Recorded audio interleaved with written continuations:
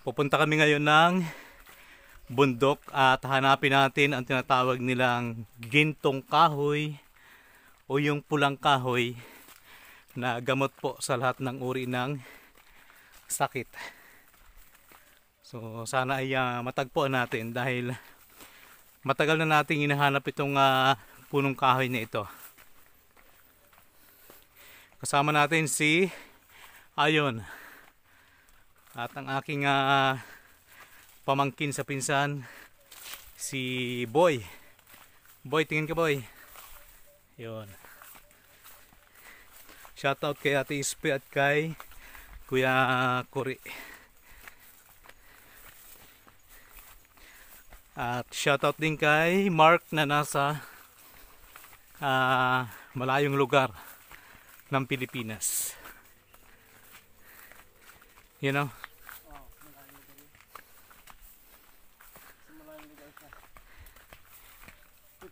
Ano? Bangin. Nakakamiss yung lugar na to.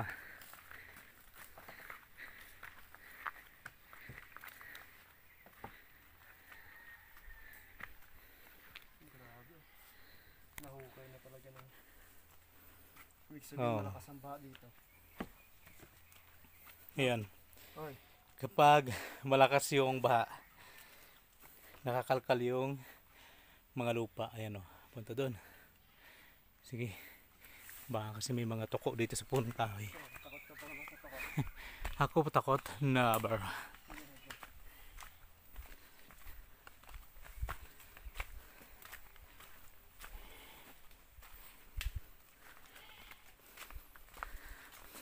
Yan ang kaibigan nating kambing.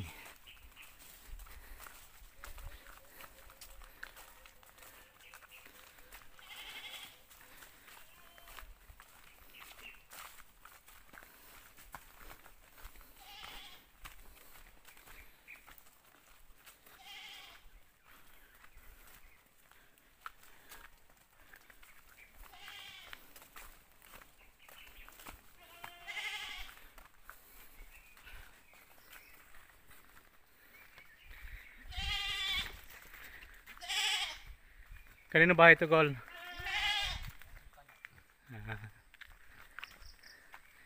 Tuloy muna kami, mga kambing.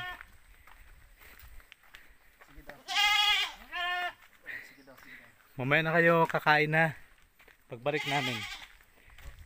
Kasi bawal pa yung pagkain ngayon. Basa pa yung mga damo. At saka may mga uod pa.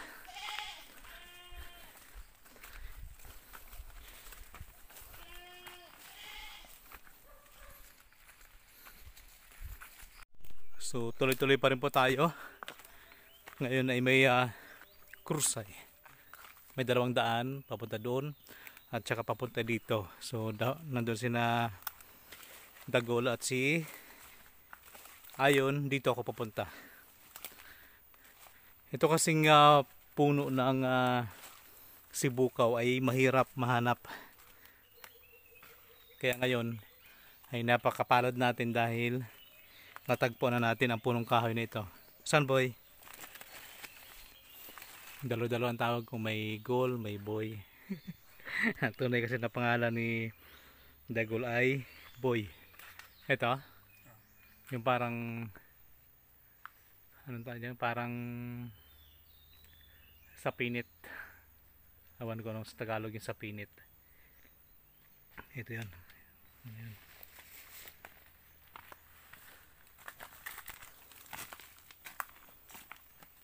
Hindi naabot ang baha.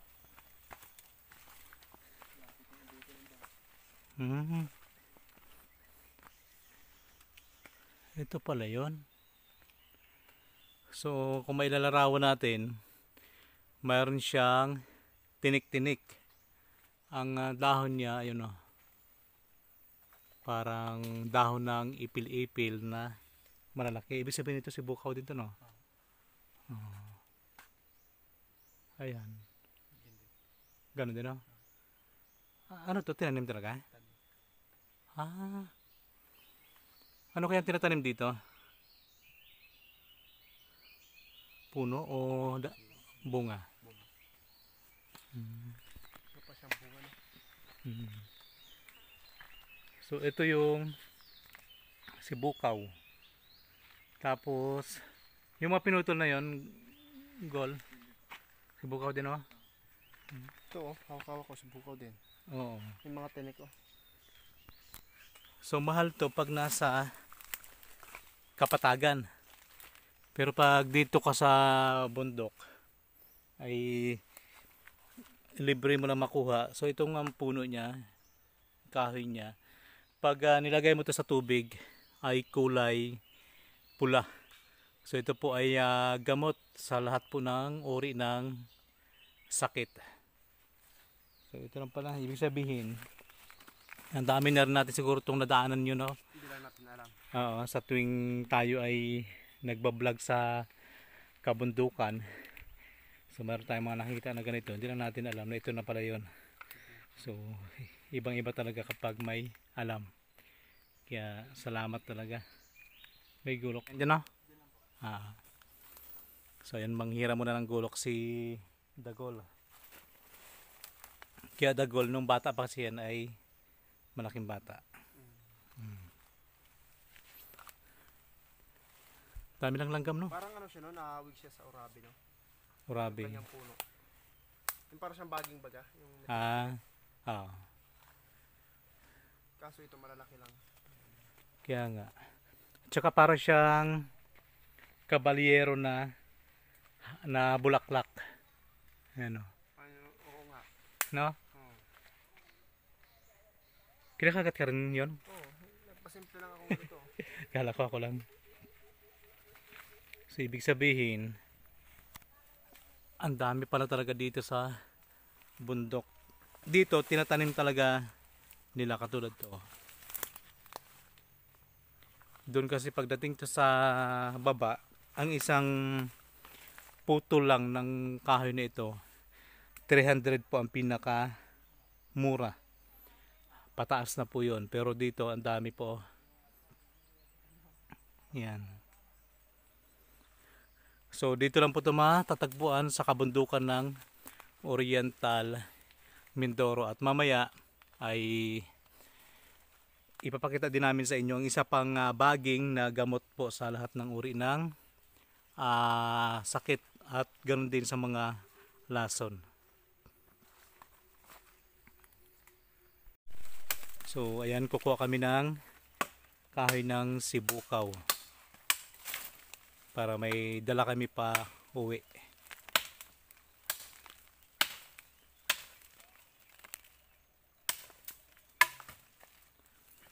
Ito. Ano lasa ba niya? Medyo mapait, no? Hindi. Walang kanyan, walang lasa. Isang gamot yan sa mga sakit na ano? Pampadagdag ng dugo, pwede rin daw sa high blood. Parang sa umaga, namin. Ang iba kasi ginagawa nilang pinakatubig na. Kasi wala naman tong lasa. Basta yung kanyang kanito ay ang kanyang kulay ay kulay pula. So, ibig sabihin, yung pinakamapula talaga ito, no? Oh. Ito. Magkapula din kaya, Ngol? Magkapula din. So, inulit natin ha, yung palatandaan na ito ay sibukaw. Ito yung kanyang tinik-tinik. Yan. Para Tapos siyang yung dahon bulaklak. niya, yung ganyan, Oh, yung dahon niya, ayan. Parang malalaking ipil-ipil oh. na parang dahon ng kabalyero. Tapos ang kanyang bunga niyan, pahaba o ano? Anong bunga nito, Gol? Anong klase? Parang kanya. Malalaki lang. Malalaki. Parang ipil-ipil. Oh. Tuwing anong buwan ito bumubunga? Nakadepende sa Hindi rin alam ni Dagol kung kailan. Pero siguro mga buwan ng July, July. ay dadaan ng July. Tapos ng July. Siguro mga buwan ng January to April siguro, mga ganun. Kasi tagbulaklak yun eh. So babalikan namin to sa mga susunod na panahon. Ito pala kaya siya kulay pula kapag matanda na yung itong sibukaw. So mamaya magta-try tayo Pero pwede din naman yan dyan nang galing yung ano, yung yung kung kukuha ka ng panggamot, pwede din dyan nang gagaling. kahit saan lang. Ah. Di ba, Gal? Kahit saan lang. Kasi yung iba kasi merong mga pamahiin, kumukuha sa ugat, sa sanga, kung saan.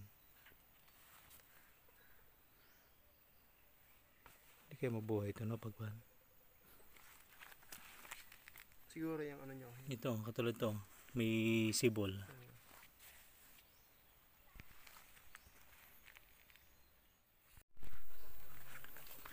Hinahanap mo kasi Saan? nag-iisa. Nag-iisang alam. Pwede na sa bawah. Ito yung hinahanap ko kanina pa. Nag-iisang kabuti. Baka bukas pa yan. So, ibig sabihin, may partner to. May kambal kasi ito eh. Oh.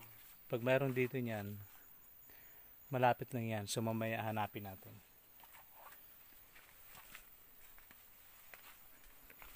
So, paakyat kami sa taas at hanapin natin yung isa pang halamang gamot na tinatawag na matagsing.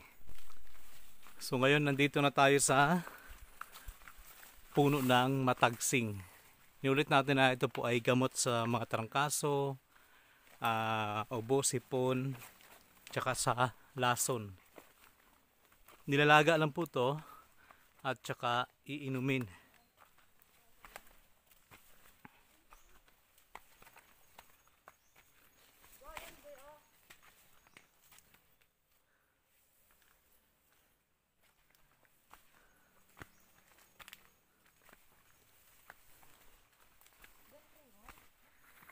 So yan po yung aking kumare. Ako pagod mauna.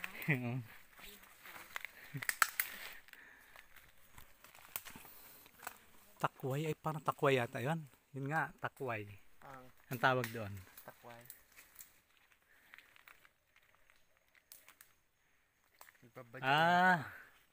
Oo, tanda ko na.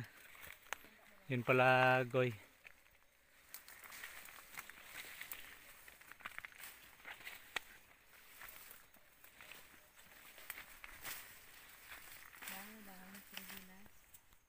Ayun o, yun. So, para tayo makakuha ng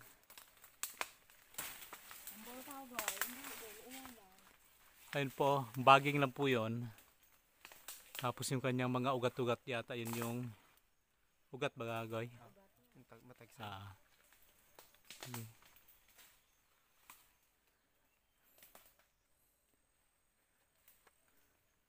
Ito yata pinakamalapit.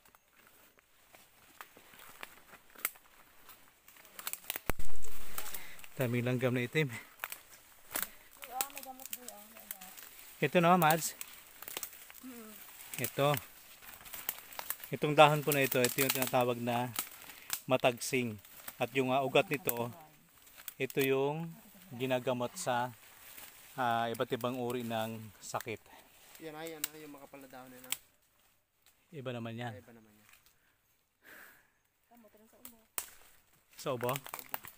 Parang ginabalagay kayo na daw rambutan ng bunga. Ay, may bunga yan ngayon?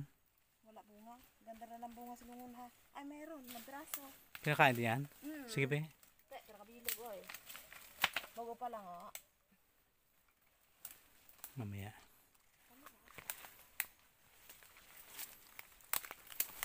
Duro ka duro. Pagduro baga. Ate ka duro.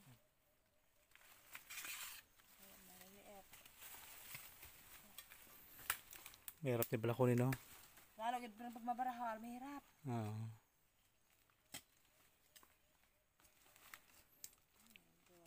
Ito ay dito lang po ito sa bundok makikita.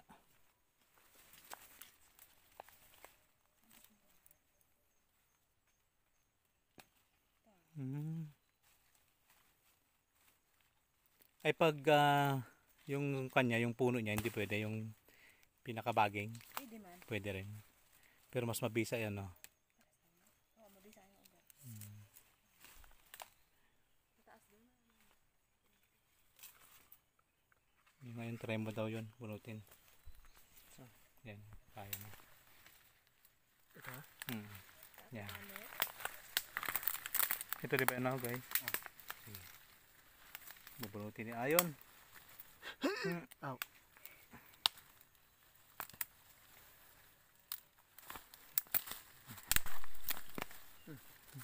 Ayan.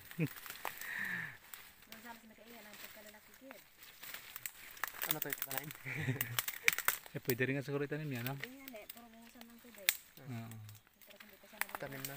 Para magkaroon ba Tubig eh.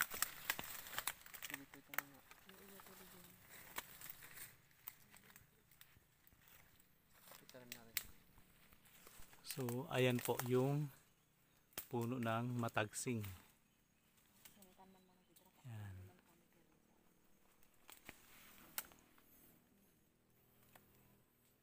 Yan yung kanyang mga ugat. Nakuha pa ng sibukaw. Ni, wala pula.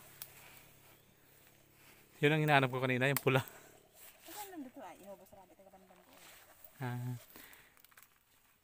Pero okay na rin yan pag kahit walang pula o kailangan ito ng pula. Ilam.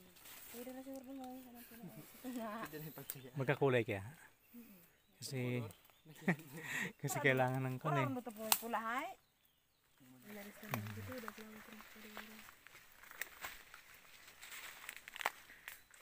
So ayun po sa mga gusto pong makakuha nitong kahoy na sibukaw at yung matagsing, PM lang po kayo. So ito naman po ay gamot daw po sa ubo. Ang tawag dito ay tagbak. So comment po kayo kung ano pong tawag sa inyo.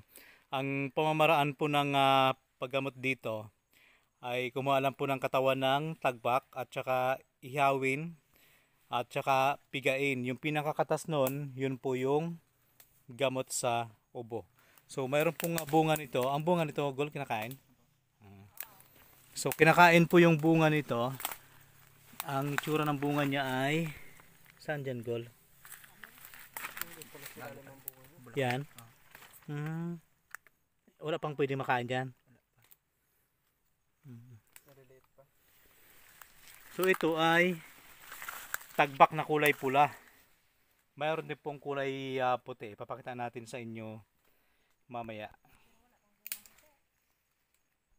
So ito po yung mas malalaking puno ng matagsing.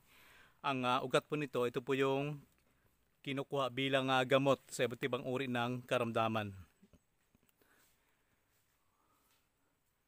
So ayan po yung dahon niya. Ayan. Sa malapitan. Ito po. Baka alam nyo po. Kung ano pong tawag sa inyo, comment po kayo. Dahil sa ito ay matagal na. Ayan na yung kanyang baging. Sobrang laki. So ito lang po yung mga iniinom namin dito nung panahon po ng COVID.